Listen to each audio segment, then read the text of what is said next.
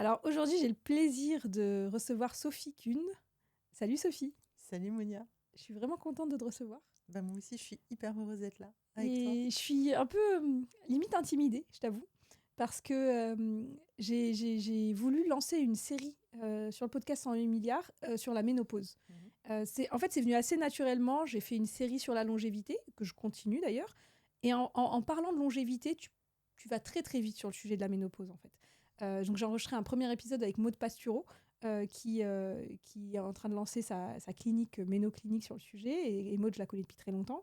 Et je lui ai demandé, je lui ai dit, c'est important pour moi de faire le premier avec toi parce que c'est avec toi que j'ai parlé de ménopause la première fois. Je lui ai dit, mais à ton avis, qui je dois interviewer? Et elle m'a dit, il faut que tu aies Sophie, c'est Madame Ménopause en France. Donc c'est pour ça que je suis un peu intimidée, parce que grâce à Maud, j'ai réussi à avoir Madame Ménopause en France. Alors moi, je suis intimidée aussi parce que Maud, c'est aussi mon amie. Ouais. Et moi, j'adore ton podcast. Et là où je suis d'autant plus intimidée, je suis très heureuse. On va pas parler d'intimidation, mais de bonheur réel. C'est qu'en fait, moi, tu vois, quand j'ai commencé à entrer dans cette période de ménopause assez tumultueuse, je dirais, j'avais pas du tout fait la corrélation entre ménopause et longévité.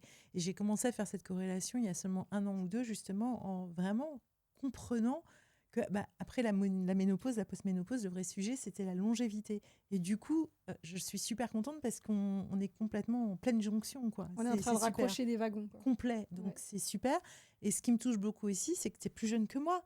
Donc je me dis, mais enfin, mon rêve, qui était de raccrocher les wagons avec des femmes plus jeunes pour qu'on puisse les embarquer sur aussi une vision plus éclairée, plus accompagnée, et où enfin, vous puissiez, vous, bénéficier de ce que moi, je n'ai pas eu. Et c'est super, quoi. Bah, merci. Bah non, Ouais. je t'en prie. Ce que je disais, j'ai enregistré avec Maud hier, et ce que je lui disais, c'est qu'au début, c'est sur des podcasts anglo-saxons que je suis beaucoup, que j'ai commencé à voir, parce qu'il y a une vraie lame de fond en ce moment. J'ai Ah commencé oui, à voir des épisodes sur la ménopause, et honnêtement, ma première réaction, c'était de me dire, un peu comme, mais c'était limite de la superstition, de me dire, non, t'écoutes pas ça, t'es pas concerné. Donc moi, je viens de fêter mes 40 ans. mhm. Pour l'instant, j'ai aucun signe de périménopause ni rien. Et il y avait un petit côté, non, c'est pas pour toi, ne t'y intéresse pas.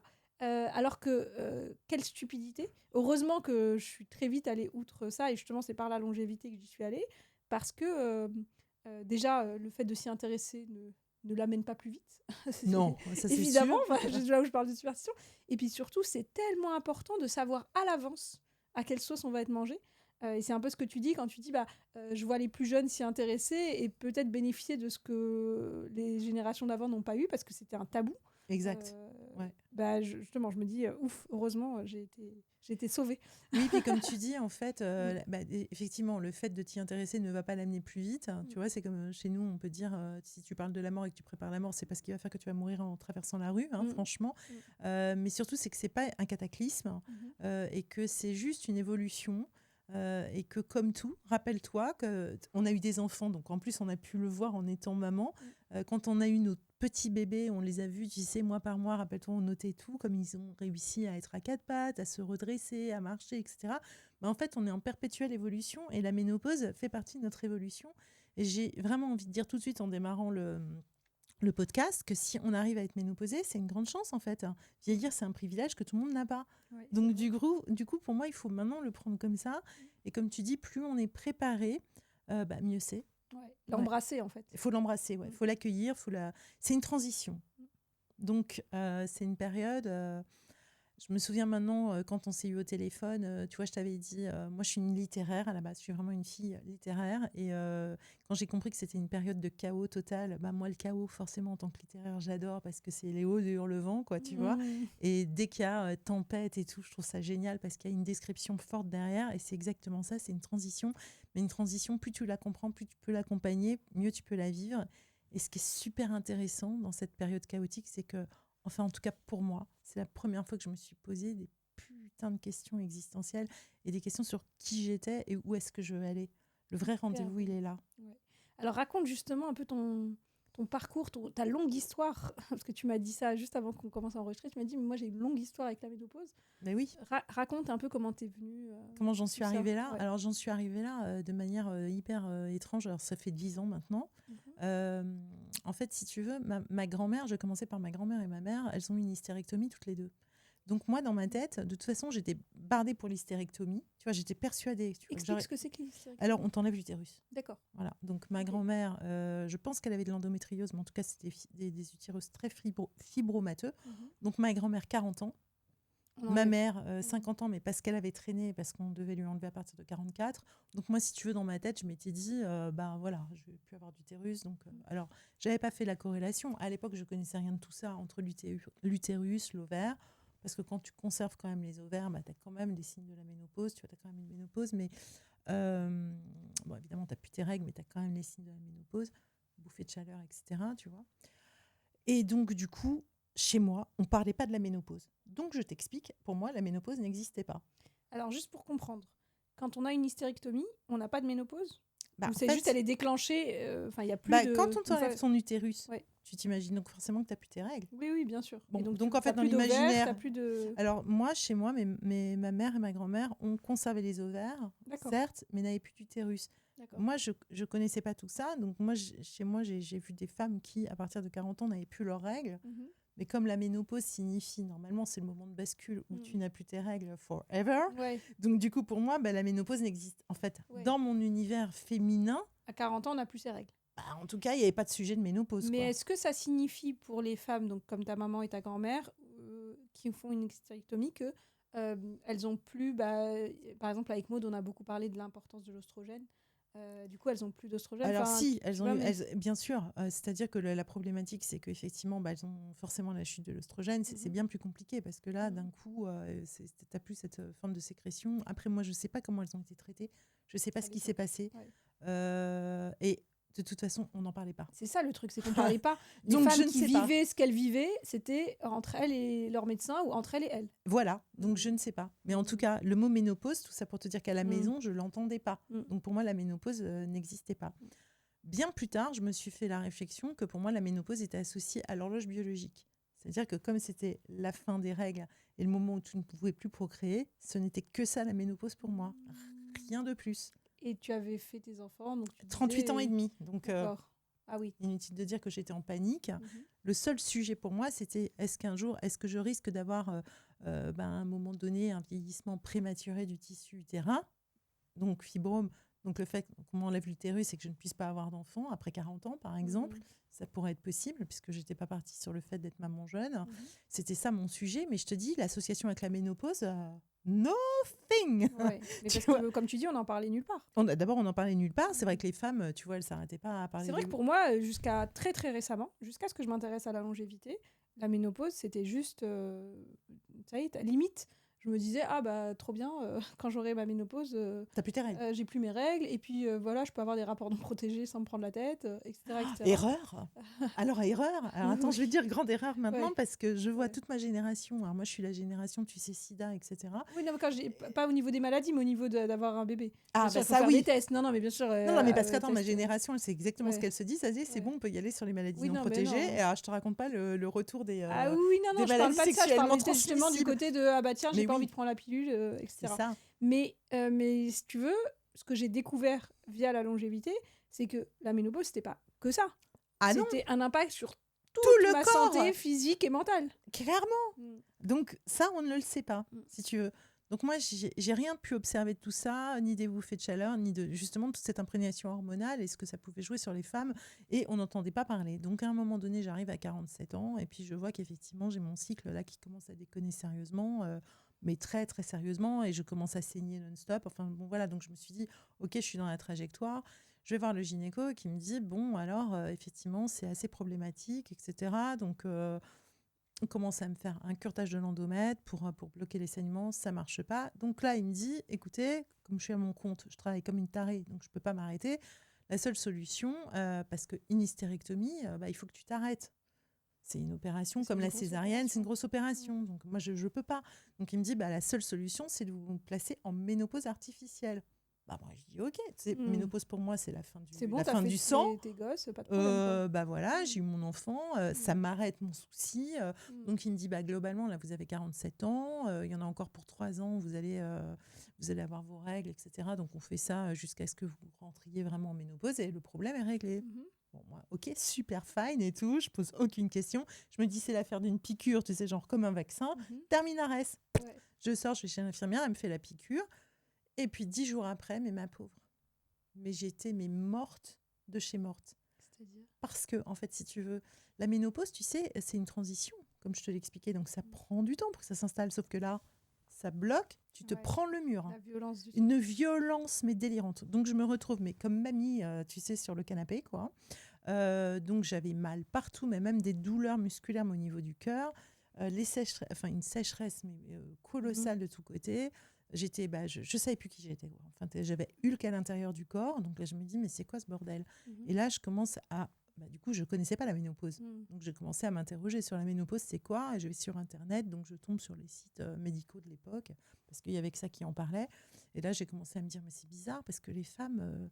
elles n'en parlent pas, tu sais. Les autrices n'en parlent pas. Je suis allée voir Colette, vraiment Simone de... Tu sais, pour essayer de voir, mais qui en parle vraiment de ce passage et qu'est-ce que c'est? Rien. Mais alors, mais langue morte. C'est incroyable. Là, je me dis, langue morte, c'est hyper intéressant, tu vois. Oui, Donc, toi, là... tu aimes la littéraire, chaos et langue morte, ça te... Là, j'étais là, ok, voilà un sujet, tu Ouais. vois. Donc, je commence à écrire sur mes cahiers Clairefontaine et tout. J'ai cherché les psychanalystes, les anthropologues, enfin tout, qu'est-ce qui se passe?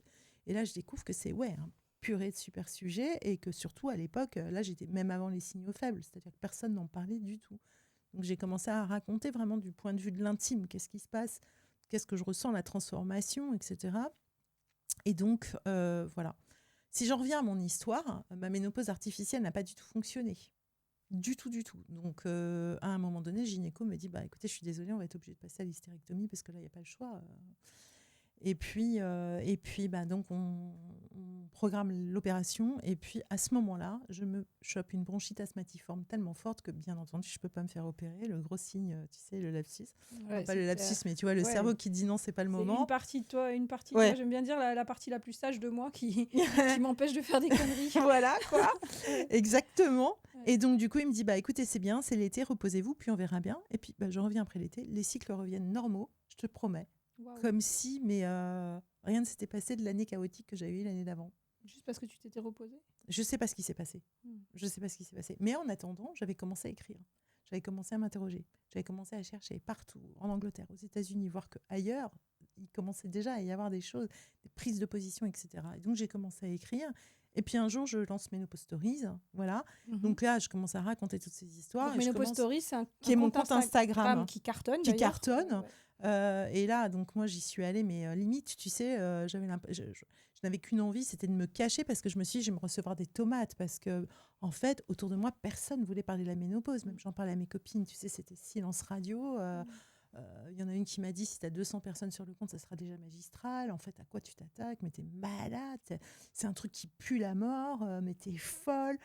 Mais j'y vais. Et là, je reçois beaucoup de messages. Et à partir de là, je comprends que le sujet est vraiment là. Donc là, je te la fais, je te raconterai la voix de toutes ces femmes. En tout cas, sur moi, mon parcours, ce qui se passe, c'est qu'au fur et à mesure, donc je commence à rencontrer des professionnels de santé, des gynécos, des grands gynécos, des cardiologues, des rhumatologues, enfin voilà, et à comprendre réellement ce qu'est la ménopause. Et c'est-à-dire qu'effectivement, la ménopause, ça impacte ton intime, c'est aussi politique, parce que globalement, c'est quand même 17 millions de femmes qui sont impactées par la ménopause, donc c'est une femme sur deux en France. On est 500 000 tous les ans à rentrer dans ce fan club, si tu veux. Et comme tu le dis à juste titre, l'œstrogène impacte tout ton corps. Donc tu peux avoir un problème aussi bien au niveau psychique, cérébral, qu'au niveau de un syndrome génito-urinaire, enfin tu vois, tu peux avoir moult symptômes. Tu peux ne pas avoir de symptômes, ou très peu, comme tu peux avoir des ménopauses sévères. Donc, c'est super complexe. Et au-delà des symptômes, ce que j'ai compris en m'intéressant, c'est que en l'absence de traitement hormonal de substitution, en fait, l'impact, la carence d'oestrogène a un impact désastreux sur notre santé cardiovasculaire, notre longévité, J'allais notre arriver là. santé... Okay. J'allais arriver là. Parce que, fort heureusement, fort heureuse de tout ça, tu parles du traitement hormonal, c'est hyper important qu'on en parle. Au début, tu sais, quand j'ai commencé Ménopause Stories, je m'étais dit, bon, le traitement hormonal, tu vois, je voyais pas trop l'intérêt, etc. Et puis, plus je suis rentrée vraiment dans le vif du sujet, plus je me suis dit, bon, le jour où je vais être ménopausée, je veux vraiment avoir ce traitement hormonal. Alors là, très drôle aussi parce que j'ai été ménopausée, mais pratiquement à la limite de la ménopause tardive, c'est-à-dire 2 mois avant mes 55 ans. Je sais pas. En fait, mes règles sont restées tellement longtemps à me faire les montagnes russes, à tout me faire vivre. Je te jure que je me suis dit, mais c'est en fait comme si j'étais le laboratoire vivant de Ménopause Stories. Elles s'accrochent, les meufs, mais quelque chose de dingue. Mais c'est génial. Mais c'est dingue. En fait, elles sont dit, enfin, les règles ne se disent pas des choses, mais ton corps, quelque part, t'a donné le temps de devenir une experte. C'est ça, c'est génial. C'est phénoménal. Ouais. Mais vraiment, à chaque fois, je me marrais parce que quand je les voyais revenir, tu sais, c'était irrégulier, mais quand je les voyais revenir, je me disais, mais qu'est-ce que vous foutez là? Parce que moi, j'écris que sur la ménopause, mais les nanas, je vous attendais plus du tout, quoi. J'adore les nanas. Et en fait, l'anecdote aussi, c'est qu'à chaque fois que je les voyais venir, je m'étais dit, ah, bah alors attends, c'est peut-être la dernière fois, donc je leur faisais tout un cérémonial, je te jure. Bah écoute, elles m'ont quand même permis de donner la vie, tu vois. C'est sûr. Donc je me suis dit, je vais les remercier. La dernière fois, en fait, j'ai senti, parce que j'avais vraiment mal, j'ai senti que c'était la dernière fois, donc j'aurais dit, écoutez, voilà, merci pour tout ce que vous avez fait pour moi et tout. Vous m'avez bien fait galérer parce que j'ai bien morflé, mais n'empêche que j'ai un fils génial. Enfin bref, tu vois, tout le truc. Mais tout ça pour te dire que je me dis, bon, ok, je vais passer au traitement hormonal. Et pour cela, comme je suis très sage et que je suis entourée par des professeurs, etc., je veux faire la balance bénéfice-risque. Alors, je t'explique ce que c'est. Donc, tu le sais maintenant, il y a très peu de médecins qui sont vraiment formés à la ménopause. Le médecin qui est vraiment formé à la ménopause, normalement, c'est le gynécologue médical. D'accord ? Il y a vraiment des spécialistes de la ménopause. Mais théoriquement, chaque femme devrait avoir une balance bénéfice-risque. C'est-à-dire, on prend ton état, qui tu es, et à partir de là, on voit si tu as un risque ou si tu es en balance plutôt bénéfice. Et en fonction de cela, on va contrebalancer et te dire, OK, tu es éligible au traitement ou pas. D'accord ? Donc, ce que tu peux avoir en risque, par exemple, c'est des troubles cardiovasculaires, enfin des risques cardiovasculaires relativement importants, tout ce qui va être thrombose, etc. Certaines typologies de cancer du sein, pas tous, attention, parce que là, on est en train de revoir les choses. Tu peux avoir des risques. Et mais comme tout médicament, tu vois. Donc, moi, je me suis dit, écoute, je voulais prendre ce traitement notamment pour protéger toutes les artères, le cœur, parce que moi, ma panique, c'était un peu ça. Le cognitif, et puis, bien sûr, toute la partie osseuse. Donc, j'étais à 100%. Et donc là, je vais à Port-Royal et donc je fais la balance bénéfice-risque. Et bon, manque de bol à ce moment-là, on découvre que j'ai une pathologie cardiovasculaire relativement importante. D'accord. Donc moi, je ne peux pas prendre ce traitement hormonal. Donc c'est pour ça que je te disais, en fait, mon expérience de la ménopause est tellement multiple, puisque j'ai commencé par une ménopause artificielle, donc à me la prendre en plein mur. Après, mes règles sont restées bien plus longtemps que ne l'avait décrit le gynéco pour que je puisse tout explorer, pour in fine me retrouver à me remettre complètement en question au moment où j'apprends que justement je ne peux pas bénéficier du traitement hormonal. Alors que tu étais sûre et que tu étais à fond, parce que tu avais lu tout ce qu'ils disent, qu'il faut absolument le prendre. Tout. Donc qu'est-ce que tu fais ? Voilà. En fait, vraiment, ta vie a fait en sorte que tu sois une experte sur les différentes palettes. C'est ça. Donc là, je me retrouve et je me suis dit, ok, alors j'ai appris les choses, mais je les ai apprises de manière, je dirais comme je le suis, instinctive. Je suis très carrée, mais quand même instinctive, autodidacte, littéraire, et en me basant vraiment sur, c'est marrant que je touche le ventre, sur le vécu. Voilà. Les tripes. C'est vraiment, je l'ai pris comme ça. Et en plus, je recevais tellement de voix de femmes que j'avais qu'une envie, c'était de les aider, de leur répondre, parce que là aussi, je me suis pris l'absence de réponse pour elles. Parce qu'au début, tu sais, comme c'est silencieux pour toi, tu te dis, il n'y a que pour toi. Tu sais, ta honte t'en parle pas, tu dis qu'il n'y a que toi. Et là, tu te rends compte que le monde entier, en fait, est silencieux et que pour les femmes, c'est l'enfer total. Donc, elles t'ont vu un peu comme le Messie, entre guillemets.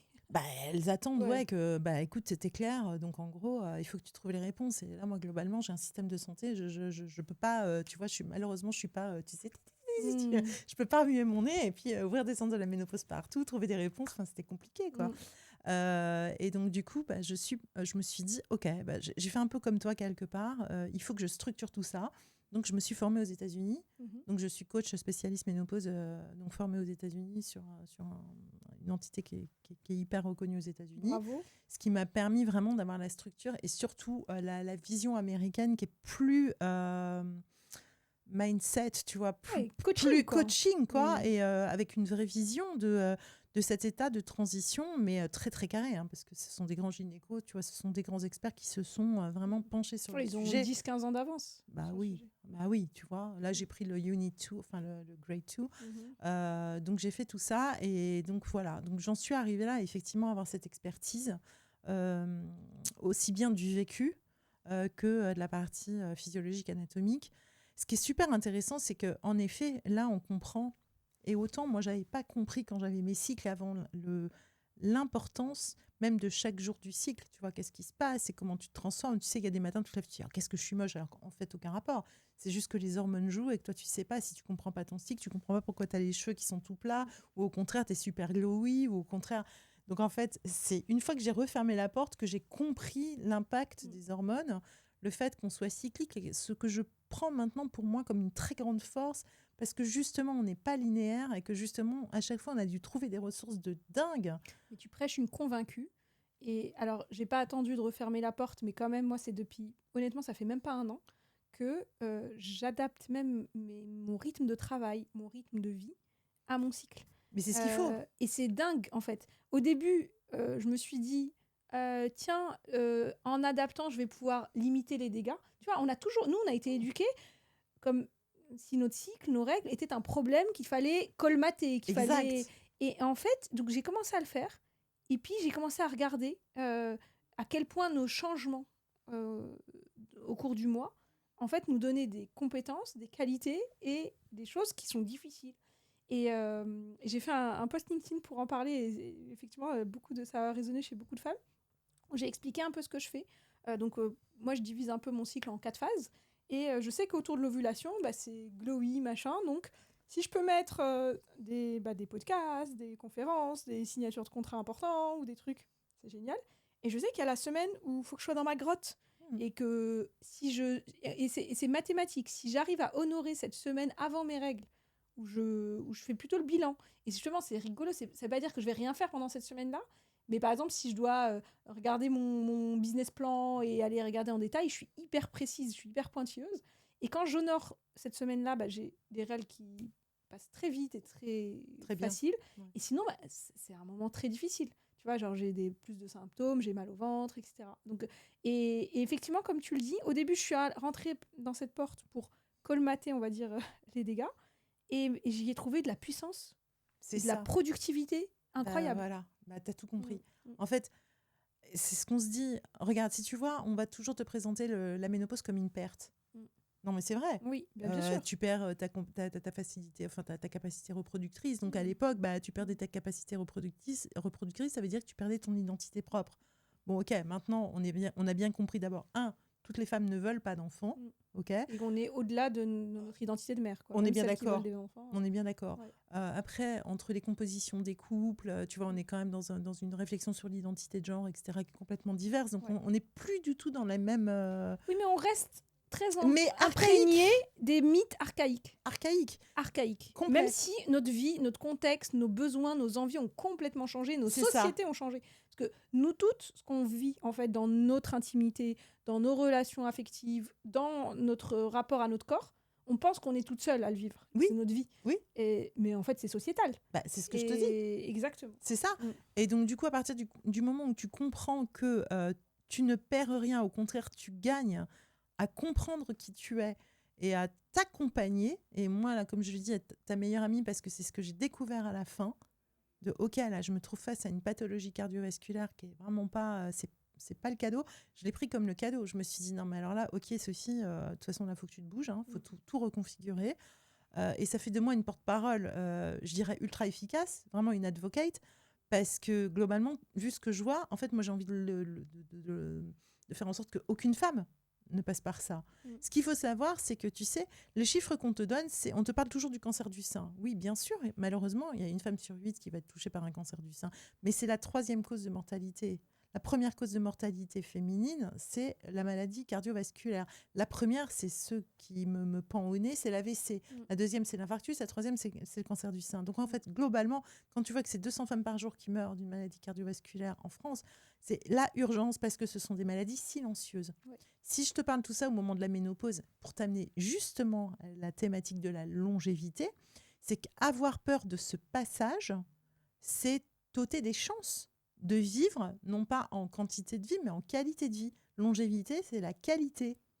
Et plus tu t'y prends tôt pour regarder exactement, et c'est précisément ce que tu fais toi, comment tu vis, faire tes bilans, prendre soin de toi, etc., plus tu le comprends tôt, mieux tu vas gagner en qualité. Bien sûr, bien sûr. Et au Et en contraire, bonne quantité. et quand je te vois aujourd'hui, je me dis, mais t'es hyper powerful et épanouie. Oui, parce que ça, j'ai compris tout ça. Maintenant, avec entre guillemets, un handicap, c'est que j'ai une maladie qui est incurable et que malheureusement, enfin, c'est malheureusement ou heureusement, puisque finalement, ça me donne mon garde-fou, il faut que je vive avec, je dois faire très attention, je suis extrêmement suivie, etc. Donc, j'ai envie de défoncer les portes, quoi, en disant, les nanas, n'ayez pas peur. N'ayez Mais pas alors, peur. du coup, justement, c'est hyper riche pour moi parce que ce que tu me dis, c'est que euh, balance bénéfice-risque, si cette balance est positive, prenons le traitement, cherchons même pas à comprendre. Non. Et si Alors, jamais... je te coupe tout de suite parce Vas-y. que là, ça va t'intéresser. Tu vois, on parle du traitement, tout comme on te parle de la ménopause. Il n'y a pas une ménopause. Chaque femme va vivre sa ménopause et le traitement, c'est vraiment comme une robe de mariée. C'est du sur-mesure. On va te le donner par rapport à ce que tu es et tu es extrêmement suivi au moment où le traitement t'est proposé. Donc, c'est Et pas... donc, mieux tu te connais et plus tu vas pouvoir Et le donner gynéco, de la... c'est un travail vraiment, tu sais, de sur-mesure avec ton gynéco. Il n'y a pas le traitement, c'est-à-dire, c'est pas comme si je te donnais 3 Doliprane plus machin. Enfin, tu vois, tu vas avoir toi tel type d'œstrogène, tel type de machin, à faire une dosette, machin. Enfin, tu vois, tu vas tester des choses pour trouver ta bonne combinaison. Ça aussi, c'est super rassurant. Voilà. Ouais. Donc oui, pour moi, honnêtement, aujourd'hui, je me dis, si tu peux être imprégné au minimum comme tu dois l'être en œstrogène pour pouvoir continuer et tout protéger, c'est le top. C'est le top.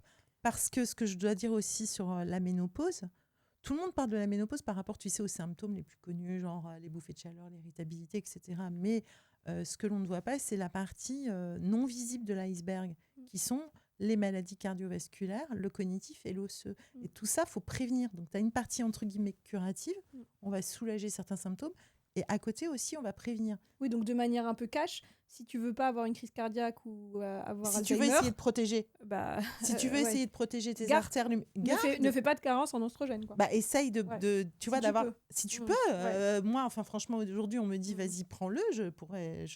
À un moment, je me suis dit, mais il n'y a pas une possibilité cette fois dans la raquette de dégager cette plaque d'athérome là pour que je puisse.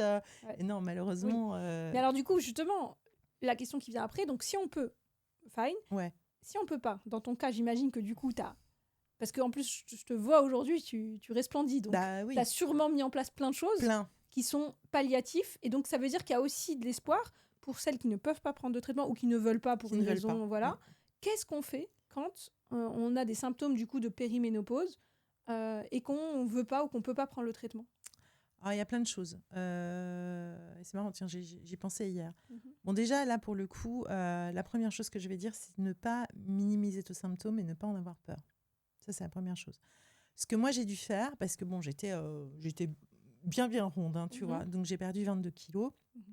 Alors, pareil, le gros mythe, parce qu'on va te dire, à partir du moment où tu as la ménopause installée, donc j'avais 54 ans, tu ne perdras pas de poids. Ok, j'ai perdu 22 kilos en même pas un an. Comment tu as fait? Alors, me demande pas, je sais pas, c'est comme si le corps lui-même. D'accord. Mais j'ai pas dit j'ai envie de faire changé. Du poids. Si, quand je suis sortie de l'hôpital le jour où on m'a diagnostiqué la patho, là j'ai dit j'arrête de rigoler, quoi. Ah ben non, mais là, entre le chemin de la maison, tu vois, l'hôpital, c'est à l'Hôtel-Dieu, donc tu sais, Hôtel de Ville là-bas. Moi, j'habite dans le 11e, jusqu'à Fédère, j'ai marché, et entre ce chemin-là, c'est comme si j'étais plus. Tu sais, c'est comme si j'avais traversé de continent. Tu t'es reprogrammé. Mais c'est du délire. Enfin, je te jure, c'est comme si j'étais partie outre-Atlantique et que j'avais dû apprendre une nouvelle langue. Je sais pas. Donc, du coup, j'ai coupé le sucre. J'ai tout ce qui est glucides, etc. J'ai fait attention. Enfin, j'ai même pas fait attention. Là, j'ai vraiment switché parce que, en fait, j'ai écouté mon corps et j'ai compris que je ne le digérais pas. Tout ce que je rejette et que je ne digère pas, je me suis dit, Sophie, de toute façon, tu vas te dire une chose, si tu as envie d'acheter des pâtisseries, tu peux sortir. Donc, tu es interdite de rien. Mais écoute ton corps. Et à partir de là, j'ai écouté mon corps. Donc, j'ai évidemment petit déjeuner salé. J'ai fait attention à prendre des bonnes huiles, donc les oméga 3. Donc, j'ai écouté ce dont j'avais besoin.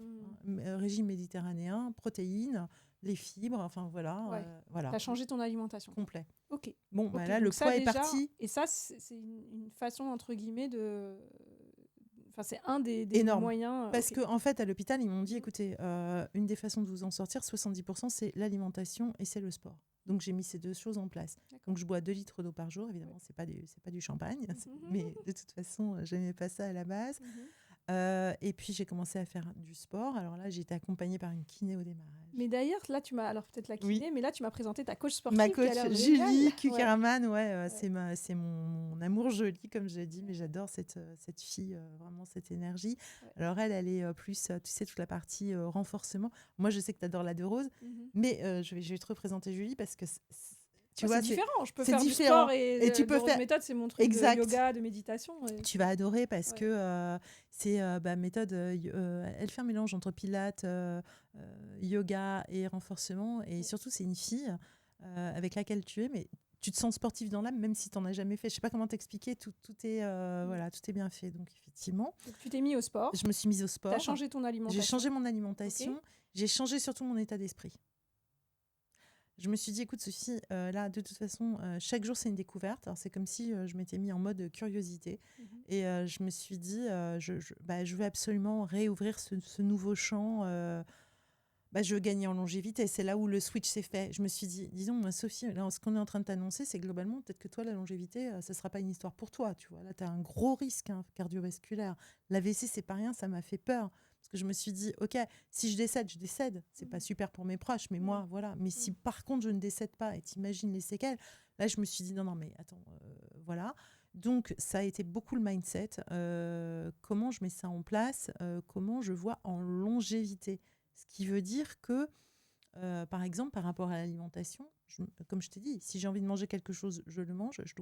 Tout doit être vu sur la longévité. Pas comme sur perdre 10 kilos en 8 semaines. Tu vois, on n'est pas sur le Ducan, tu vois, on n'est pas du tout là-dessus. Et toutes mes réflexions sont comme ça, sur la longévité. La sagesse et la longévité. L'observation, sagesse, longévité et réadaptation. Voilà.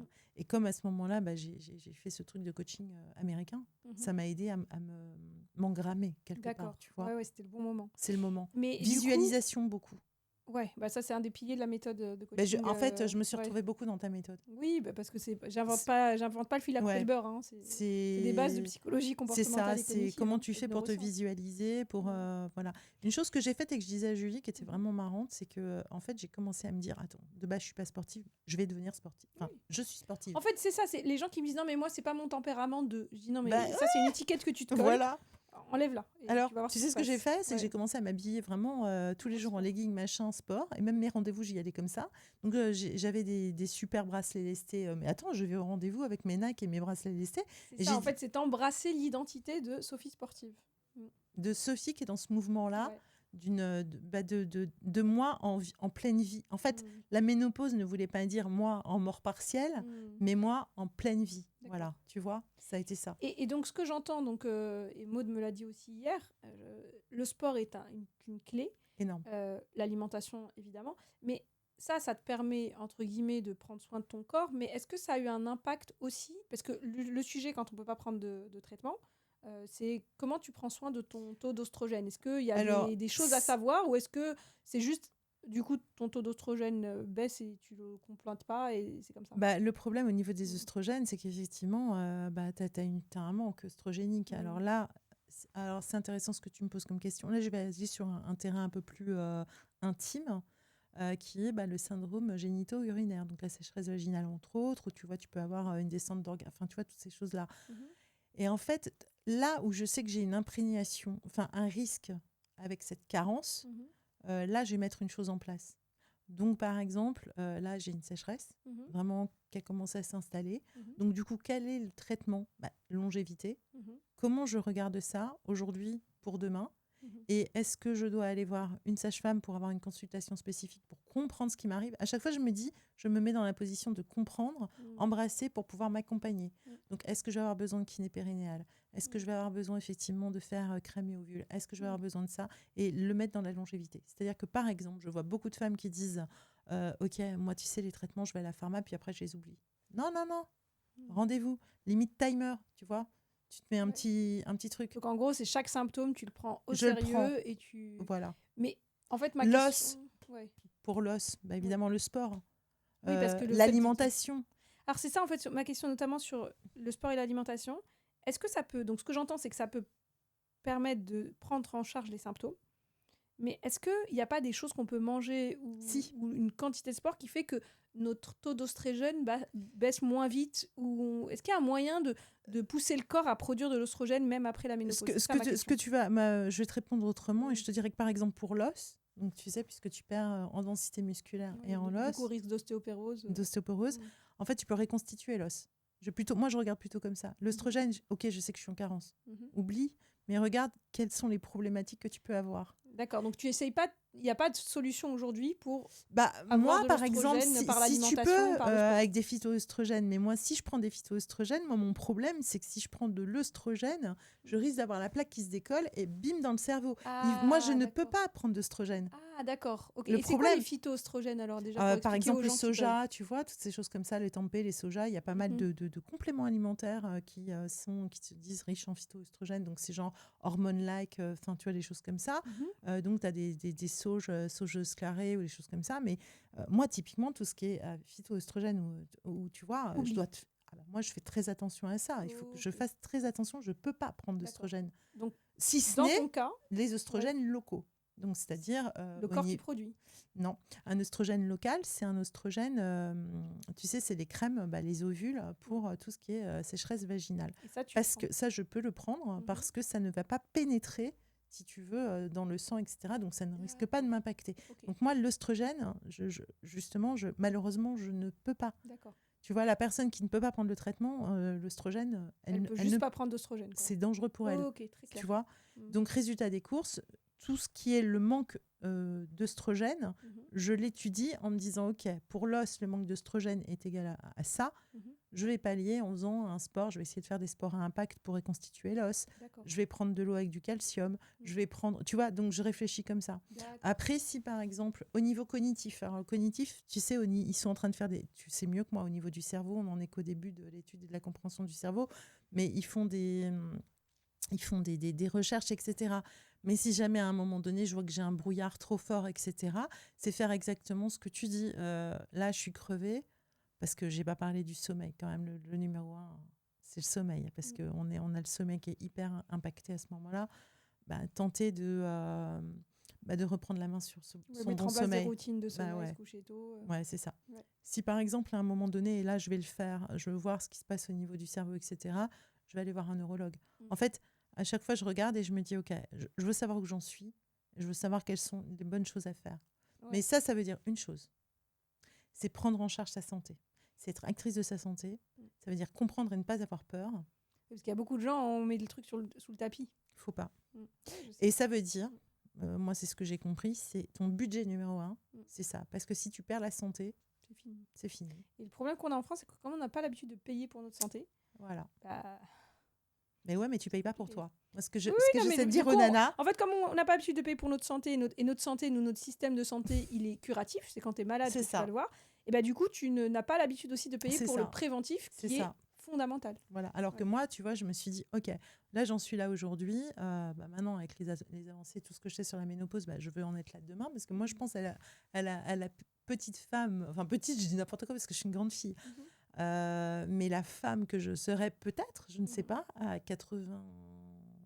Là, j'ai ma tante qui était une warrior. Elle a eu un AVC seulement il y a 2 ans, mais là, elle a 97 ans. Wow. Ma tante, je ne te raconte pas, c'est une belette, quoi. J'imagine que peut-être je pourrais être elle. Donc, je me dis, à 95 ans, d'ailleurs, ça a toujours été mon modèle. De visualisation. Grave. Non, mais en fait, oui, vraiment, quoi. Et donc, je me suis dit, si je veux arriver comme elle, sachant que c'est la sœur de mon papa, mais que mon papa est mort à 59. Ah oui. Voilà. Donc, en gros, oui, je me dis, j'ai pas envie d'être comme papa, j'ai plutôt envie d'être comme sa sœur. Et c'est là où on voit le côté aussi hygiène de vie et tout qui a un impact. Après, il y a la vie, on peut pas tout contrôler, mais et elle, ce qu'elle m'a vraiment appris, c'est qu'elle, c'est une femme du lien. Donc, elle a toujours été entourée, tu vois, toujours à inviter plein de monde. Il paraît que c'est un point clé. Énorme. Énorme. Alors, elle, pour le coup, c'est vraiment la preuve par 4 que ça fonctionne. Donc, tout ça pour dire que je prends aujourd'hui les rendez-vous pour voir où j'en suis aujourd'hui, mais pour préparer demain et ne pas avoir peur, en fait. Oui, c'est ça. C'est en fait pas mettre les trucs sous le tapis et y aller. Et mettre des routines en place. Ouais. vois, donc je me suis fait des trousses. Mhm. J'ai la trousse spéciale pour le sommeil, où j'ai mis ma box Morphée, enfin, tu vois, mes machins comme ça. La trousse foufissime, comme j'appelle. Donc c'est C'est trop drôle. Alors aujourd'hui, on y va. On n'a alors, pas froid aux d'accord, yeux. rien. Alors je vous la présenterai. C'est ça. Donc ça, c'est l'épisode où on parle de ménopause, sécheuse vaginale voilà, et trop de foufissimes. il faut justement, tu vois, Ouais, pas ce de que j'ai tabou. découvert avec cette histoire, c'est que t'avais un tabou et c'est pas un tabou, c'est, tu sais, la poupée russe. Le tabou, et puis après, t'as des tabous. Voilà, j'ai dit, mais merde, en fait, attends, faut arrêter avec les tabous. Donc, j'ai fait des trousses par tabou, en fait, tu vois, donc, avec des noms rigolos. Et dans la trousse foufissime, j'ai des lubrifiants, les ovules, les machins. Et je me suis rendu compte encore qu'il y en a certains, c'était pas waouh. Donc là, je pense que je vais faire 1 ou 2 consultations pour essayer vraiment de prendre ça pour me comprendre, quoi. Ouais. Tu vois, c'est la première fois de ma vie que je me donne rendez-vous. C'est génial. Et justement, donc tu as fait cette formation aux États-Unis en étant coach ménopause. Ce que j'entends, c'est que tu es ton premier labo. Complet. Et moi, c'est ce que j'ai à tous les coachs que je forme. Je leur dis, mais ok, il y a des outils, il y a des trucs, mais ce que tu n'as pas vécu dans tes tripes, tu pourras jamais coacher les gens dessus. Tu vas pas apprendre un outil par cœur, ça ne sert à rien. Si par contre, tu t'es fait coacher avec cet outil-là, ben, c'est bon. Aujourd'hui, toi, tu accompagnes des femmes. Raconte un peu ton activité de coach, du coup, ménopause. Quelles femmes viennent te voir? À quel âge? Est-ce que c'est quand elles ont des symptômes de périménopause ou c'est plus tard? Et comment tu les accompagnes, du coup, notamment avec tes différentes trousses? Alors aujourd'hui, je suis en train de mettre, pour tout te dire, ma méthode en place parce que jusqu'à présent, les gens qui... Alors bon, j'ai beaucoup de personnes qui viennent me voir via Insta, forcément, etc., en MP. Et là, j'ai moins de temps pour répondre. J'ai 2-3 personnes que j'ai accompagnées comme ça, où je mets les choses en place. Parce que d'abord, il fallait que moi, je comprenne, en fait, ce que j'avais vraiment mis en place. Parce que tout le monde me dit, mais comment tu fais? Et moi, je suis quelqu'un, finalement, qui écrit. Tu sais, ça dit beaucoup de moi, je pense, c'est que je suis quelqu'un qui observe beaucoup, qui suis mine de rien très intérieur et qui a besoin d'écrire d'abord avant de pouvoir restituer, tu vois. Même si je suis super vive, spontanée et tout, je suis quand même... tu as besoin de digérer ce qui t'est arrivé pour pouvoir le... Et pour modéliser. Mais d'ailleurs, tu as écrit un livre. Oui, d'ailleurs, j'ai écrit un livre. Mais j'ai besoin vraiment de modéliser avant de donner. Et en fait, là, c'est plutôt les institutions qui viennent vers moi pour faire des conférences, pour prendre la parole et pour animer la parole auprès de médecins, en fait, et pour former les médecins. C'est plutôt ça aujourd'hui, tu vois. Et c'est vrai que on pourrait se dire que dans l'ordre des priorités, d'abord éduquer notre corps médical qui, en fait, n'est pas du tout éduqué au sujet. Ça peut paraître plus prioritaire, entre guillemets, en tout cas en termes de scalabilité. Tu sais, moi, j'étais venture capitaliste avant, donc j'aime bien quand ça scale. Éduquer le corps médical au lieu de s'occuper de quelques personnes, de quelques femmes. C'est ça un peu le... Je me suis pas dit ça, c'est-à-dire qu'en fait, comme j'ai tout fait en même temps, comment te dire, entre vivre ma vie, comprendre, me former, avoir Ménopause Stories, donc le retour de la voix des femmes et toutes les demandes autour, en fait là, j'ai pris une place effectivement au niveau des institutions. Je suis effectivement devenue la référence en ménopause. Donc du coup, je suis demandée pour ça et je trouve c'est hyper enthousiasmant que de voir que, et de ma voix, de tout ce que j'ai appris et de la voix de toutes les femmes qui m'écrivent, je peux réussir à porter des voix, c'est super. Et à côté de ça, je suis en train d'écrire maintenant mes grilles de programme pour tout te dire. Ta méthode de coaching. Ma méthode de coaching. Génial. Pour l'instant, j'arrivais pas à... Parce que malheureusement, il faut que je dorme. T'inquiète pas. Je sais. T'as 10 ans pour la préparer. Moi, j'ai 40 ans, donc c'est pour mes 50 ans. Non, tu vas commencer maintenant, tu rigoles. Attends. Puis tu vas me corriger. Non, écoute, t'as un problème de sommeil ou pas? Pas du tout. Ah bon, alors non, t'es pas la bonne personne. Et puis en plus, j'ai interrogé pour le coup, tu vois, j'ai interrogé, ma mère est décédée, mais j'ai interrogé mes tantes pour leur demander à quel âge elles avaient eu leur périménopause, leur ménopause. A priori, si on regarde l'historique familial, j'ai encore un peu de temps devant moi. Bon, écoute. Mais bon. Moi, tu regarderas la méthode, tu me diras c'est bien, c'est pas bien, faut corriger. Oui, de toute façon, dans tous les cas, je peux quand même. Mais en tout cas, c'est mon objectif 2026, tu vois. D'accord, ok, c'est de vraiment mettre en place ta méthodologie d'accompagnement. Parce que tu vois, moi, je suis passée du moment où évidemment j'accompagnais beaucoup sans me rendre compte les femmes sur Insta en MP jusqu'au moment où je me suis dit ok, qu'est-ce que je retire de tout ça? Est-ce que j'ai vraiment une méthode? Est-ce que je suis légitime? Enfin, tu sais, c'était compliqué comme passage. Je vais te coacher si tu veux. Comme ça. C'est pour ça que je te parle de ça. Tu sais, c'était un passage... puis te sentir vraiment forte sur est-ce que tu as bien compris tous les enjeux. Parce que tu sais, hier, j'ai eu une conversation avec une amie, je lui disais, la ménopause, en fait, comme tu l'as dit si justement, ça touche tout, puisque les récepteurs d'œstrogènes, on en a partout dans le corps. Mais ça veut dire qu'en fait, tu dois comprendre chaque partie pour comprendre ce que la carence va entraîner. Mais t'imagines un peu le chantier. Ouais. Entre ça, plus l'imaginaire collectif, ce que la société te renvoie. Les entreprises m'appellent aussi pour faire des conférences, prendre la parole, etc. Tu vois, donc en fait... Parce qu'en fait, c'est ça aussi, Ben par oui. du volet sociétal. Ah. Là, on est en train de briser un tabou, Mmh. mais personne c'est n'est quand même capable de l'âge. te répondre. Enfin, allez, on va dire entre 45 et 55 ans, 60 ans, c'est quand même l'âge où, comme par hasard, donc tu vis, toi, cette transformation. Dans les meilleurs des cas, on va l'appeler transformation. Dans le pire des cas, c'est un chaos absolu. Voilà. Et tu n'es pas au courant et tu t'es pas informé et tu es juste les deux pieds sur le frein Ouais. en essayant de calmer le truc. C'est l'âge où tu te fais placardiser au boulot, globalement. Oui. C'est l'âge, je caricature, où ton mari te quitte pour Oui. une meuf plus jeune. Ou tu peux quitter ton mari. Maintenant, Voilà. oui, il y a des choses. Ou tu peux avoir si on ton mari caricature malade. le cas un peu qu'on a beaucoup vu, notamment moi que j'ai plus vu dans la génération de mes parents. Complet. Le cliché, c'était quand même le gars qui se barrait avec la une fille plus secrétaire. jeune, Voilà. exactement. Et qui faisait des bébés. Voilà, et toi, Voilà. tu es en train de vivre ton drama, Voilà. et personne te comprend. Voilà. Enfin, tu vois ce que je veux dire, Ouais. au niveau sociétal, là, on est dans du cliché. Hein. Non. Mais un Non. cliché qu'on a vu tellement de fois. Attends, c'est pas un cliché. Je veux dire, c'est la caricature, Ouais. tu vois, mais c'est tellement T'as tes courant. parents, si tu as tes parents encore, tu peux avoir tes parents à charge. Et aujourd'hui, ce qu'on a dans notre génération, donc tu peux avoir ton conjoint ou ta conjointe, parce qu'aujourd'hui, on n'est plus dans des couples hétéronormés. Maintenant, c'est en train de changer. Et puis maintenant, avec le Covid, etc., tu vois, tu peux avoir... Parce que tout le monde dit « Ah, c'est génial, syndrome d'Univille, les enfants s'en vont. » Mais aucun rapport, maintenant. Il y en a plein qui reviennent à la maison. Complètement. Tu vois, les étudiants qui n'arrivent plus à payer les trucs et qui restent à la maison. Donc, Oui, t'as les tanguis précarisation des et t'as jeunes. ceux qui reviennent. Ouais. Donc, en fait, en gros, t'es en train de... Toi, t'es le pilier, tu sais, t'es de la cariatide. Ouais. Tu portes, sauf que toi, t'as c'est ta l'âge où carence. ça s'effondre. Ouais. Et sauf que personne ne veut t'entendre. Et personne n'est au courant. Donc, Alors, que... personne n'est au courant. Ouais. Et la deuxième chose que je vais dire, c'est que quand tu portes tout le monde, ça veut dire que tu gères le planning santé de tout le monde, sauf le tien.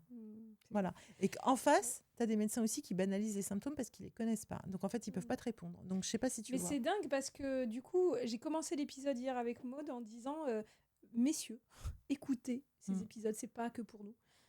C'est pour tout le monde parce que c'est vos femmes, c'est vos filles, c'est vos mères, c'est vos sœurs, vos collègues. Enfin, c'est comme tu dis, c'est la moitié de la population féminine française. Oui. Et donc le quart de la population en tout. Enfin, c'est tellement courant. Énorme.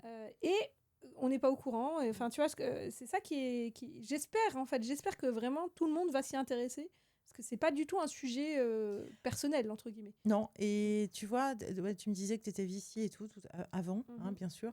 Ce que je me dis, c'est qu'on est quand même dans un moment, tu vois, quand on arrive à 45, 50, 55, où on est à l'apogée de ta puissance parce que tu as eu plein d'expériences au niveau professionnel. Tu sais aller beaucoup plus vite sur certaines choses. Moi, je trouve que c'est formidable aussi si tu bosses avec les jeunes parce que tu as toute la fougue de la jeunesse, etc. Tu vois, donc en fait, tu peux faire des trucs mais canonissimes parce que peut-être que tu as plus de culot, de toupet par rapport à toi, tu vois, pour défoncer.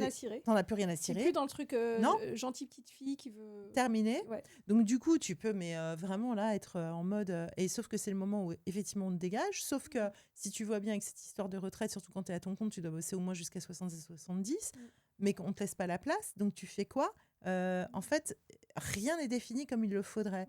Et comment on t'aide à bosser comme il faut, quoi. Et justement, ce qu'on disait depuis tout à l'heure, plus tôt tu vas prendre l'habitude d'embrasser ton cycle, ton fonctionnement, plus tu vas en faire une arme de puissance. Complet. Et je pense qu'aujourd'hui, et on a plein d'exemples de femmes 60-70 ans qui sont encore hyper épanouies. Regarde Perla Servan-Schreiber. Exactement, c'est un excellent exemple. Perla. Voilà, mais moi j'aime bien dire, c'est des gens qui ont eu un mindset entrepreneur, et donc en fait ils ont continué. Tu vois ce que je veux dire? Et quand je dis un mindset entrepreneur, ça n'a rien à voir avec est-ce que tu es en CDI ou est-ce que tu as ton compte. C'est une vision du monde. De la curiosité. Voilà, de la curiosité. C'est ce que je te disais avec ma tante. Qu'est-ce que tu mets en place? Exactement. Je te disais avec ma tante. Je te racontais un truc, ça va te faire rigoler. Un jour, je la vois et tout. Tu sais, elle a des prothèses auditives. Et puis, je la vois, elle avait mis une petite chaînette comme ça derrière pour tenir les prothèses auditives parce qu'elle s'était rendue compte que, tu sais, quand elle avait son gros bonnet de laine, les prothèses tombaient. Puis je dis, mais c'est vachement bien ce que tu as fait là. Et oh, tu sais, je suis allée dans le métro. Et puis, non, mais attends, elle avait 93 ans à ce moment-là. Je suis allée dans le métro. Et puis, alors, j'ai vu, tu sais, c'est hipster. Non, je te jure.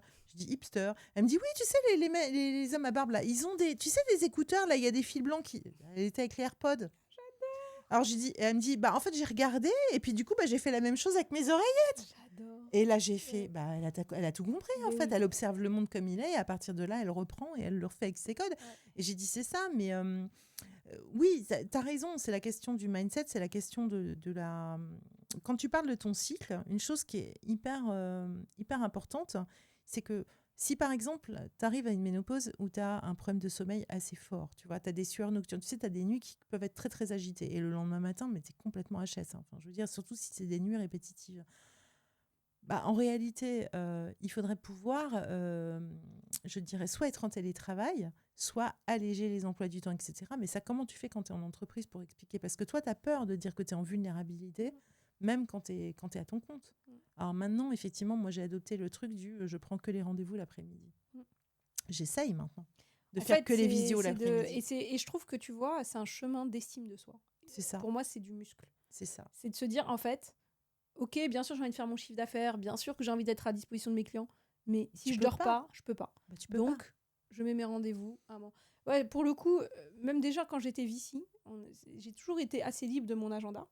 Et je me suis très vite dit, avant même de m'intéresser à la longévité et tout, intuitivement, je me disais, le sommeil, c'est sacré. Donc, j'ai aucune vergogne à envoyer un mail à 6h du mat en disant, j'ai un imprévu, on reporte le rendez-vous. J'emmène mes enfants à l'école et je reviens dormir.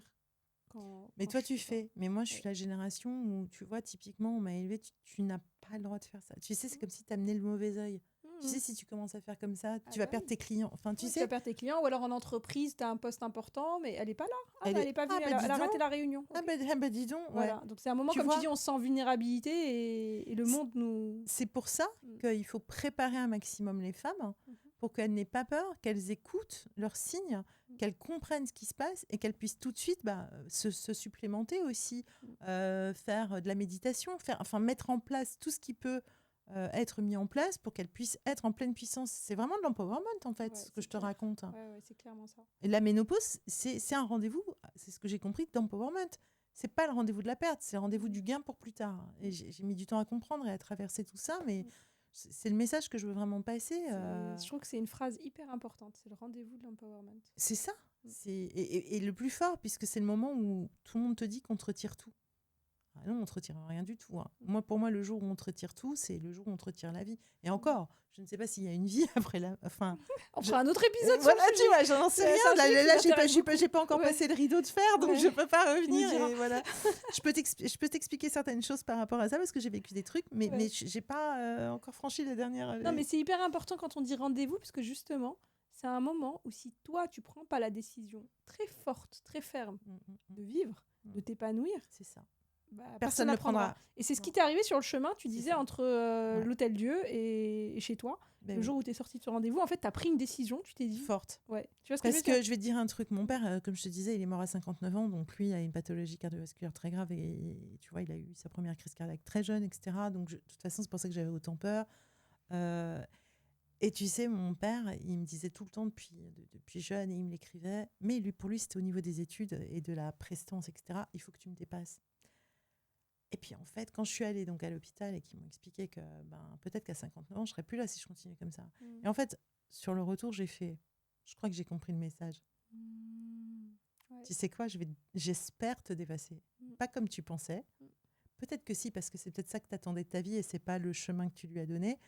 Mais en fait, je me donne l'autorisation. C'est l'autorisation, tu vois. C'est qu'est-ce que je fais pour tout mettre en place pour sauver ma peau, quoi, quelque part. Donc je dis ça parce que, en règle générale, pourquoi ça fait peur la ménopause ? Parce que tu te dis, tout le monde te dit, tu perds ta féminité, ça y est, t'es plus bankable. En gros, t'es plus baisable. Les mecs vont plus te regarder parce que tout le monde te dit, non, mais je suis désolée, mais on te dit, quand tu vois demi-mour et Gwyneth Paltrow, tu te dis, ça va. Tu te dis, ça va. Même tu regardes Jane Fonda qui est encore trop mignonne dans Grace et Frankie, qui m'aime encore maintenant, tu vois. Andy McDowell, enfin, excuse-moi, mais... Alors, ok, elles sont super coachées, hyper accompagnées et tout, mais tu regardes dans la rue, il y a des nanas badass. Et puis toi aussi, tu peux faire en sorte d'être hyper coachée, accompagnée si tu as envie. Bien sûr, ou pas. Et prioriser, en fait. À être badass, exactement, tu vois. Je veux dire, c'est pas... Te coacher toi-même et prioriser. En fait, comme tu dis, c'est prioriser ça. Voilà. Donc, mais en fait, l'image qu'on te sort, c'est tout le temps, oui, on est invisible. D'où on est invisible. Enfin, moi, j'ai pas l'impression. Ou alors, limite, si t'es invisible, au moins, c'est tranquille. Personne va te chercher dans la rue, donc c'est bien. Mais tout ça pour te dire, parce que j'en ai perdu mon idée, que pourquoi ça fait peur? Parce que effectivement, la ménopause, c'est pas une maladie, sauf si c'est une insuffisance ovarienne prématurée. Ça, on n'en a pas parlé. C'est quand la ménopause arrive avant 40 ans. Ok. Et là, c'est vraiment une pathologie. Donc là, il faut vraiment prendre le THS, traitement hormonal substitutif. Parce que le traitement que tu prends au moment de la ménopause, c'est le traitement hormonal de la ménopause, THM. D'accord. Le premier, il est vraiment là. Vraiment pour Et ça pas touche que... beaucoup de femmes?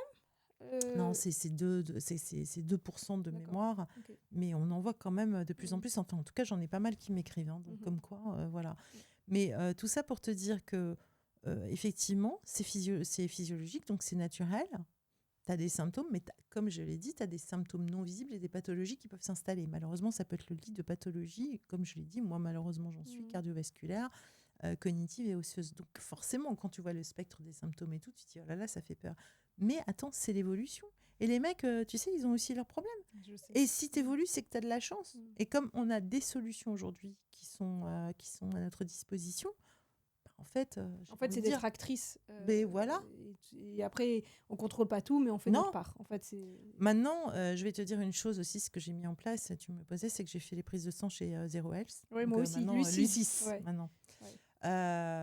Justement, pour avoir cette vision de, OK, c'est quoi les biomarqueurs? Par exemple, moi, qui ai une patho cardiovasculaire, j'avais pas fait le LP petit A. Moi, le mien, c'est qu'il est hyper élevé. Ouais, moi aussi. Donc, moi, on m'a dit de faire attention. Oui. Mais tu vois, mine de rien, c'est bien que tu parles de ça parce que j'ai fait des épisodes avec eux d'ailleurs et j'ai même débriefé mes résultats en live avec leur médecin. Et... J'ai 42 ans et demi, moi, avec eux. Ah, génial, waouh. 57 ans au mois de décembre. Magnifique, c'est super, tu vois. Ça c'est toujours le truc. Mais en gros, elle m'a dit, bon, bah, t'as LP petit a hyper élevé, c'est génétique, on n'y peut rien. Et c'est vrai que moi, mon grand-père est mort très jeune de sa première crise cardiaque. Mais elle m'a dit, déjà, c'est-à-dire qu'à partir de 45 ans, tu vas faire des rendez-vous chez le cardiologue, ce que j'aurais jamais fait si j'avais pas fait le test Lucis. C'est ça, en fait, c'est de se dire... Faut que tu prennes tes oméga 3, tu vois. Je prends mes oméga 3. J'avais un taux de mauvais cholestérol un peu élevé. Alors moi, déjà, je suis végétarienne. Enfin, j'ai déjà plein de trucs qui marchent bien, en fait, pour ça. Mais elle m'a dit, bon, baisse un peu tes jaunes d'œufs, elle m'a dit. Ce qui est génial, c'est que j'ai mis en place un truc aussi simple que les conseils qu'elle m'a donnés. Et j'ai refait mon test en septembre et mon taux de mauvais cholestérol avait baissé. Donc, je dirais à un moment, tu es informé, tu fais ce que tu veux, tu prends tes responsabilités, mais tu es informé. C'est ça. Et ça change tout. C'est ça. Donc, et après, moi, je suis pas dans un truc de panique ou de... Franchement, il m'arrivera ce qui m'arrivera. Mais je me dis, au moins, je fais ma part.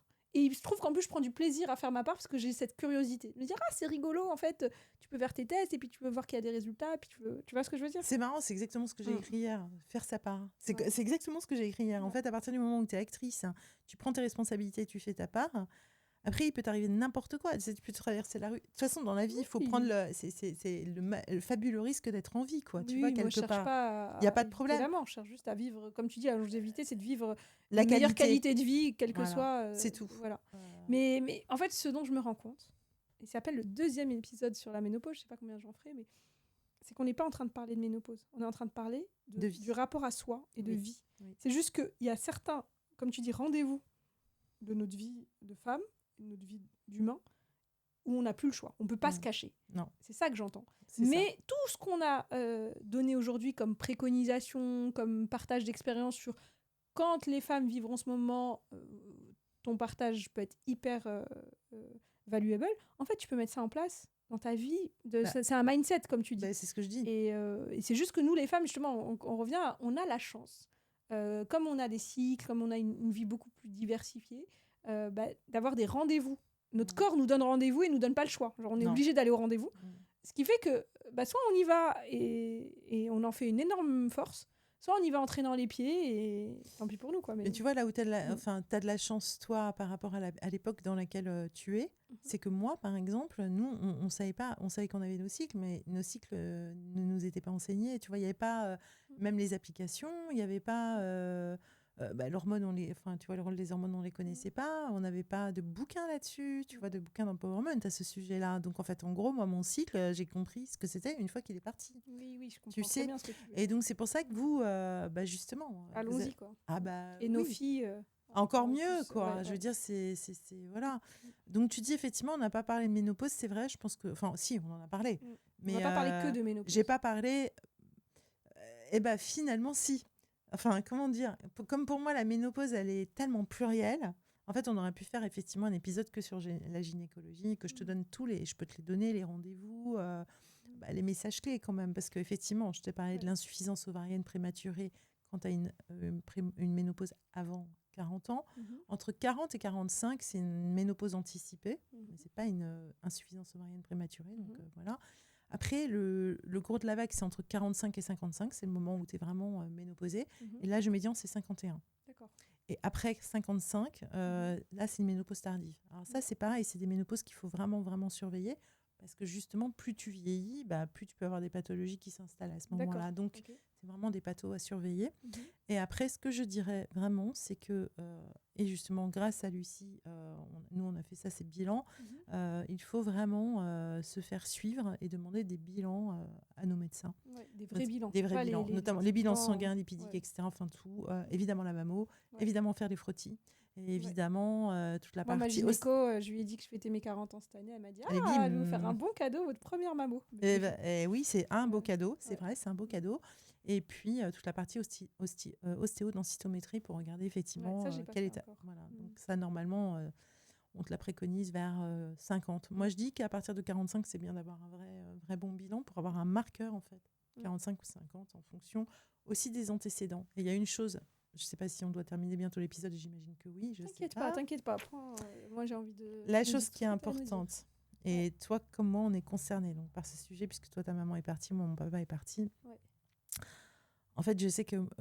et j'ai des personnes qui ont perdu leurs parents aussi relativement jeunes et qui me disent qu'ils ont très peur aussi des antécédents familiaux, puisque là, c'est degré 1, c'est nos parents qui sont morts jeunes.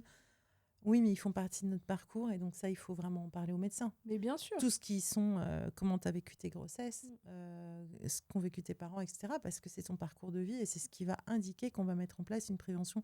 Moi, je n'ai pas eu cette prévention cardio, malgré le fait que j'avais eu une grossesse à très, très haut risque cardio, avec une problématique, que j'allais voir le cardio de mon père, qui est un ponte, mais qui malheureusement m'a vue comme la copie de mon père. Donc en fait...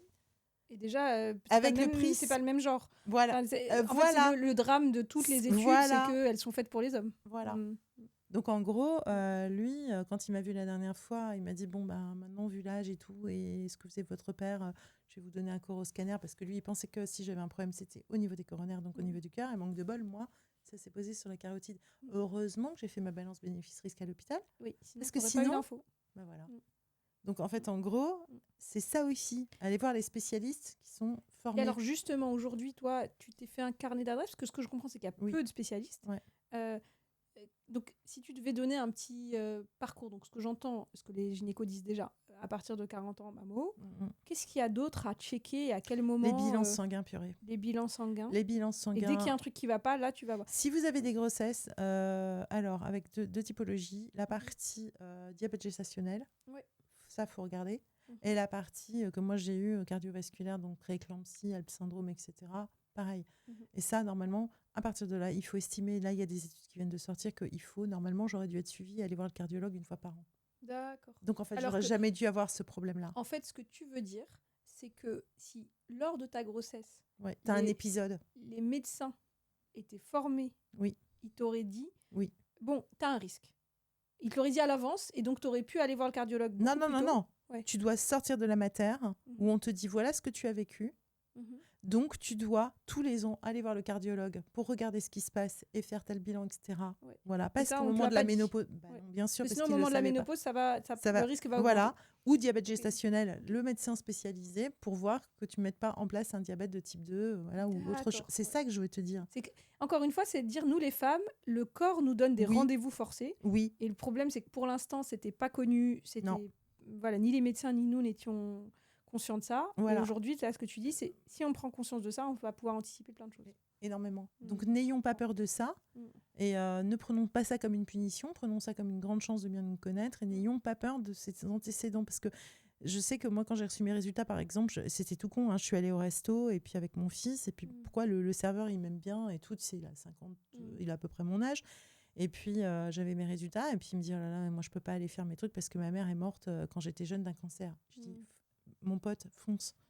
Si j'ai envie de te dire, et voilà comment tu vas faire. Et puis après, j'y suis retournée 2 semaines après, il y est allé, il m'a dit, je te remercie parce que tu peux pas savoir. Bah oui, parce qu'on a la douleur de la perte, mais en même temps, le corps est le corps. Et ce qui compte là, c'est ce que nous sommes, nous ici, aujourd'hui et maintenant. Tu vois, c'est ça. Moi, j'aime bien dire, une définition de l'estime de soi que j'aime bien, c'est la capacité à compter sur soi. C'est ça. Pour moi, se prendre par la main alors qu'on n'a aucune envie et que c'est chiant et aller faire nos bilans, c'est ça. Tant qu'on a, en plus, on a la chance d'avoir un système de santé qui nous permet ça, mais remercions le ciel donc, et nos impôts. Écoute, c'est clair. Donc, franchement, je te dirais... merci beaucoup parce que c'est une formidable dose d'inspiration et d'optimisme. Et c'est vrai, tu vois. Et je comprends pourquoi ton compte Instagram cartonne et à quel point les femmes ont besoin de te voir et de t'entendre parce que... Ouais, c'est vrai que je vois que je les motive. Après, c'est difficile parce que moi, j'aimerais leur ouvrir tu sais, la capacité de... Parce que tu sais qu'il y a des déserts médicaux, etc. Alors, je vois qu'il y en a plein. Malheureusement, elles n'ont pas les professionnels adéquats, elles ne les trouvent pas. Et ou alors, c'est compliqué pour elles de mettre les choses en place. Et c'est là où je dis... Tu vas devenir la Tony Robbins. Mais grave. Et tu vas pouvoir coacher toutes ces personnes à distance. Écoute, grâce à toi, je vais prendre un abonnement avec toi, on va parler. C'est exactement. Avec plaisir, mais ça serait tellement top. Mais en fait, tu peux pas une savoir. place. Et puis ce qui est génial, c'est que avec qui j'ai parlé de ça, je sais plus avec qui. Ça devait être avec un de mes clients en coaching, qui me disait que finalement, il est allé sur le sujet du personal branding et de la création de contenu sans trop savoir ce qu'il faisait, juste parce qu'il s'occupait entre 2 startups, quoi. Et c'est après qu'il s'est dit, mais en fait, quoi que je veuille monter ensuite comme business, c'est la première étape aujourd'hui. Et ce que je veux dire, c'est que toi, tu n'as pas réfléchi business, etc. Non. Mais il se trouve que cette première étape, tu l'as excellé. Tu as un compte qui cartonne, tu as été référencé, notamment, tu vois, tous les pouvoirs publics viennent te voir, etc. C'est surtout ça. Tu as écrit un livre. Enfin, tu vois, tu as des assets qui sont super. Ouais. Et parce que tu as été très authentique, tu as vraiment vécu le truc dans tes tripes. Ah oui, puis j'ai cherché à comprendre aussi, parce qu'il y a un truc aussi que je veux vous dire avant la fin, c'est moi, alors par exemple, comme je te dis, je suis littéraire. Donc, comment te dire en sciences? Et comment te dire que j'écoutais pas les cours de sciences naturelles, on dit à l'époque, etc. J'avais l'impression de rien comprendre en biologie. Donc quand le médecin te parle, qu'est-ce qui se passe? Toi, tu regardes, oh oui, il dit, je vais vous donner une pilule microdosée, parce que tu sais, il est dans son jargon, lui. Toi, tu es là, tu sors, tu prends ton truc et tu dis, oui, mais est-ce que tu comprends ce qui se passe dans ton corps? Non, rien du tout. Non, mais la pilule, pour le coup, on a tous fait l'erreur de ne pas savoir. Oui, parce que c'est difficile. Parce que si tu veux, eux, c'est normal, ils sont dans leur truc, dans leur technique. Il faut savoir, c'est de la technique, en fait. Donc, ils sont dans leur technique, ils te restituent leur technique, évidemment, parce qu'ils font de l'auscultation. C'est froid, c'est clinique. C'est de l'allopathie. Enfin, tu vois, c'est de la molécule. Donc, du coup, voilà, toi, tu es hyper intimidé parce que lui, il est dans son rôle de sachant. Donc, je vais voir le médecin, amen et tout. Mais tu ne te comprends pas. Donc, c'est pour ça que je dis, aujourd'hui, il faut un peu casser le moule et comprendre ce qui se passe dans ton corps. Nos corps nous-mêmes. Ouais. Et ça, c'est mon truc. Et aujourd'hui, maintenant, je me prépare comme une tarée. Tu sais, comme si j'allais voir le banquier pour négocier un truc. Et je suis là et je les challenge à mort, quoi. Ouais. Et je dis, non, mais attendez, ok, vous m'expliquez, mais ça veut dire quoi? Puis après, je note, tu sais, puis je vais travailler derrière pour comprendre. Ouais. Et on a cette chance aujourd'hui et il faut la prendre. Ouais. Donc voilà, c'est le mot de la fin, je sais pas. C'est génial. Merci beaucoup, Sophie. C'était vraiment hyper inspirant. Merci beaucoup, Mounia. À bientôt. À bientôt.